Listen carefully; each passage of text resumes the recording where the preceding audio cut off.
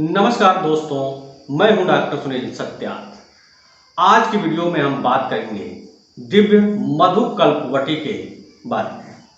यह एक आयुर्वेदिक औषधि है जिसको पतंजलि की दिव्य फार्मेसी बनाती है। आज के वीडियो में इसी औषधि के फायदों के बारे में जानेंगे कि यह औषधि किन किन बीमारियों को ठीक करने की क्षमता रखती है और इस औषधि की कितनी मात्रा आपको लेनी चाहिए और किसे किसे लेनी चाहिए। क्या इस औषधि की कोई साइड इफेक्ट है, इन्हीं सब विषयों पर हम आज की इस वीडियो में चर्चा करें। लेकिन दोस्तों, उससे पहले अगर आप हमारे चैनल पर नए हैं तो चैनल को सब्सक्राइब कर बेल आइकन की घंटी जरूर दबा दीजिए ताकि हमारी सभी वीडियो आप तक पहुंचती रहे और वीडियो अच्छा लगे तो लाइक जरूर कीजिएगा। तो आइए वीडियो को शुरू करते हैं और जानते हैं दिव्य मधुकल्पवटी के कौन कौन से फायदे हैं। दिव्य मधुकल्पवटी मधुमेह यानी कि शुगर के रोगियों के लिए एक प्रभावी आयुर्वेदिक उपाय है।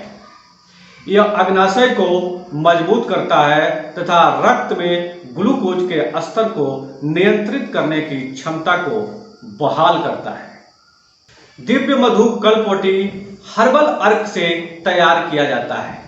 इसका कोई साइड इफेक्ट नहीं होता है। दिव्य मधुकल्पवटी रोगों को जड़ से नियंत्रित करने में मदद करता है और इस प्रकार मधुमेह से संबंधित जटिलताओं को शुरुआत में ही रोकती है। मधुमेह को अपने ऊपर हावी न होने दे, दिव्य मधुकल्पवटी का सेवन करें और मधुमेह की जटिलताओं से, इससे होने वाली अन्य परेशानियों से भी बचें। यह प्राकृतिक तरीके से आपके मधुमेह यानी कि शुगर के बीमारी को बिल्कुल नियंत्रित कर लेती है। स्वस्थ और स्वास्थ्य जीवन के लिए आपको दिव्य मधुकल्पवटी का सेवन करना ही चाहिए। दोस्तों, आइए इस वीडियो में हम जानते हैं कि दिव्य मधुकल्पवटी की कितनी मात्रा आपको लेनी चाहिए। अगर आप मधुमेह के रोगी हैं या नहीं भी हैं, आपको शंका है, तो भी आप इस औषधि को ले सकते हैं।